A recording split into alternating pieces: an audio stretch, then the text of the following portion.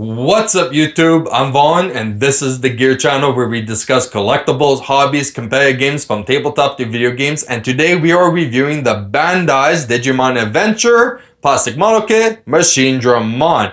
When Machinedramon was first announced, I was super excited, but I was very skeptical on actually getting it. One, the price range of it being $120 I thought was quite high until I actually saw the box and I realized that it came with a lot of plastic. As you can see, it's a pretty decent sized box, so you knew 120 was definitely worth the price. But there was still a few issues that I had. One was the head sculpt. It didn't really look too much like the original Machinedramon from the show. I know that they did like the amplified, like definitely more details, more like up-to-date version of it, but I would still prefer the head sculpt to be exactly like the original Machinedramon from the show. But you could definitely change that, and there's a few tricks and treating that you could definitely do to bring it back more like the OG. But also, I am super excited and hoping that maybe Bandai is going to do the rest of them as well, like Paimon or even Puppetmon. Puppetmon, I would be super excited if they actually do, and I would get that right away. Now, before we start the actual review, I do want to remind you guys to definitely like and subscribe, and especially subscribe because we are still doing the giveaways. So if you are into Digimon or even models as well, especially Gundams, we do have giveaways for those too. So a booster box for Digimon, and also we're doing the giveaway for the Master Grade Psycho Zaku Verkai. So definitely subscribe to the channel if you want a chance to win one of those giveaways. Now with that being said, let's start the review. And here is Machinedramon. Now, as you can clearly see, this model looks amazing. Now, there is no accessory it comes with, but that's okay because it definitely makes up for it in the mere size of it, aesthetics, and even articulation. It has tons of different articulations that we're going to show you right now, with also a few close-up of the actual model. Now, taking a close look at the head sculpt. Now, as you can clearly see, it does look amazing. Every detail of it, there's a lot of different adds to it than compared to the original one, but we're going to show you some changes that we can do to make it look more like the OG. And that's how he looked with his upper jaw removed. Now, to do it, it's quite simple. You pretty much take the top piece, which is this, and you just rip it down and it's not a problem. Now, there is an issue for the bottom one because that is actually the joint to close and open the mouth. But to be honest, I think like this is actually a lot more closer to the original one, because if we actually look at the original one side by side, he doesn't have any great teeth. It's all hollow black.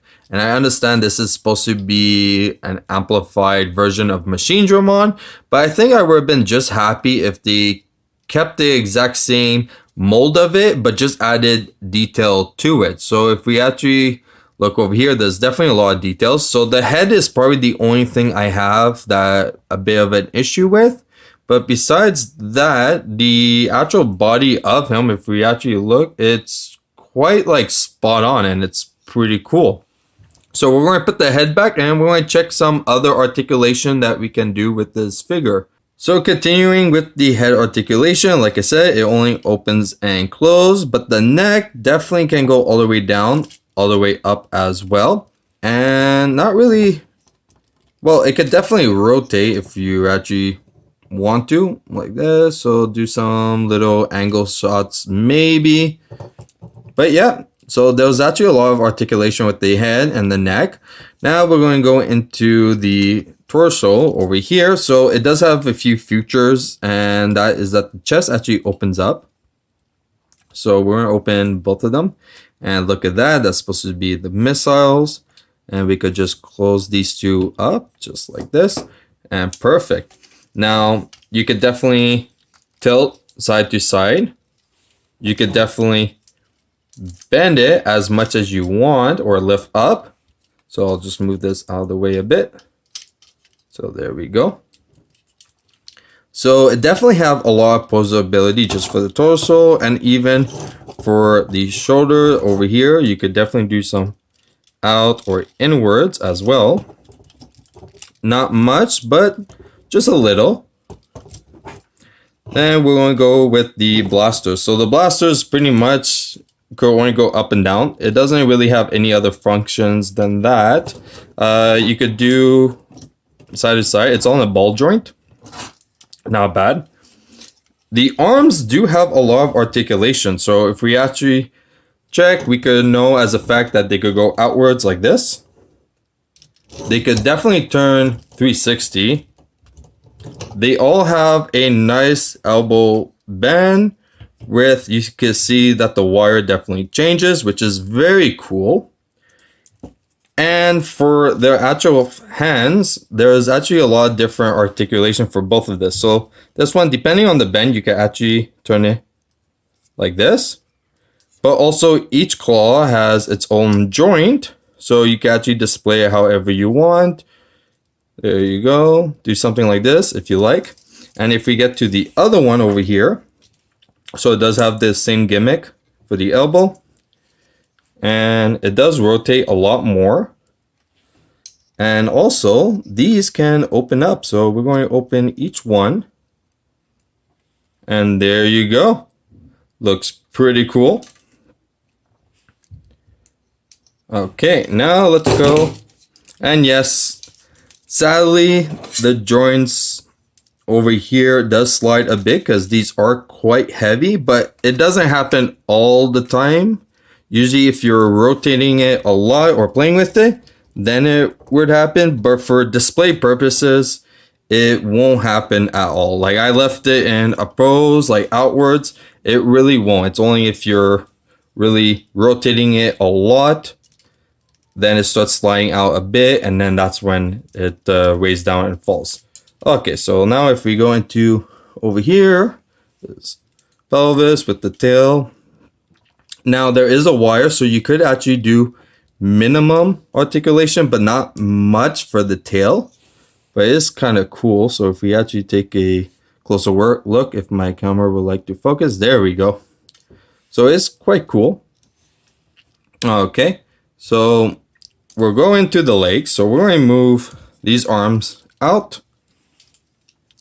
Now there is a lot of posability with the legs. So over here, they could definitely kick off. Now, the coolest thing I think is probably these skulls. So these are probably the coolest things about him is his knees, because one, they just look so cool. But also, depending how you bend them, if you bend them straight, they actually close. And it's on a double knee bend, so it's even perfect. But this I thought was so cool. That is a really cool feature to have. Like, honestly, that I thought was like genius. Just looking at that. That is amazing. Then for the ankle, you could go all the way up. Like I said, there's a lot of flexibility and you could pose it however you like. So even side to side. And also a little ankle over here and toes. And even the claws on the feet are separate as well. So you can actually do a lot of positioning with this figure. And he's actually quite tall if we actually lay him out completely. So we're going to do some size comparison and see him in both his forms, just to see. Like I said, if you yank on it, it comes off.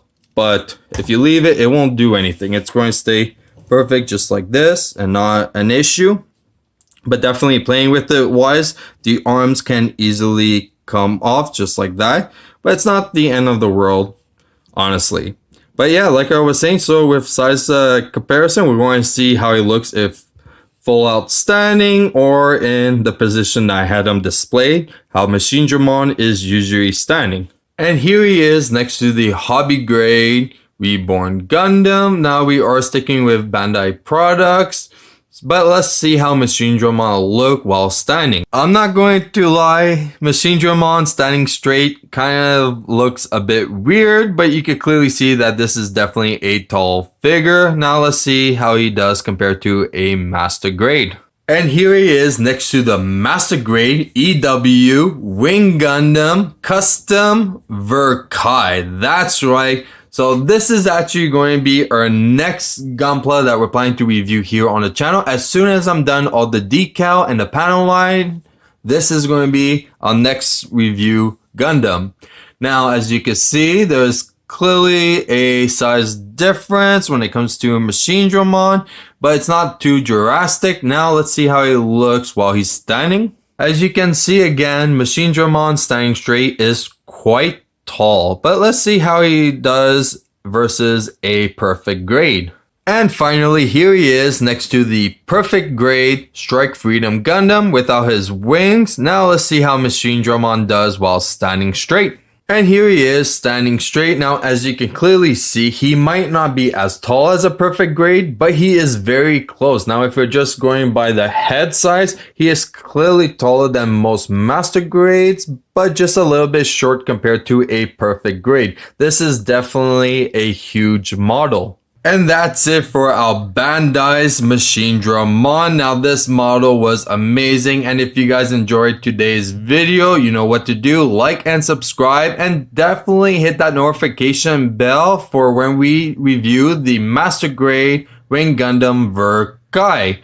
I'm super excited for that review, and if you guys want a sneak peek of future products we're planning on reviewing on the channel, you can follow me on my Instagram, VaughnGear, and don't forget we still have our amazing giveaway that's going to be the Psychozaku Verkai. So definitely subscribe if you want to participate in that giveaway. I'm Vaughn, and this was the Gear Channel.